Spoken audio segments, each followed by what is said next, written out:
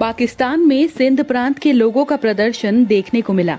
यहाँ सड़कों पर लोगों ने पीएम मोदी के पोस्टर हाथों में लेकर आजादी आजादी के नारे लगाए।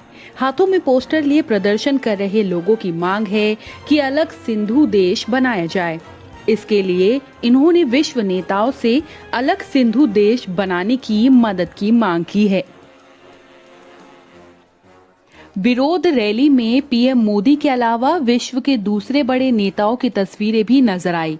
प्रदर्शनकारियों ने अमेरिका के नवनिर्वाचित राष्ट्रपति जो बिडेन, अफगानिस्तान के राष्ट्रपति अशरफ गनी, बांग्लादेश की पीएम शेख हसीना, फ्रांस के राष्ट्रपति इमैनुअल मैक्रोन, सऊदी अरब के क्राउन प्रिंस मोहम्मद बिन सलमान, रूसी राष्ट्रपति Vladimir Putin, German chancellor Angela Merkel, संयुक्त राष्ट्र महासचिव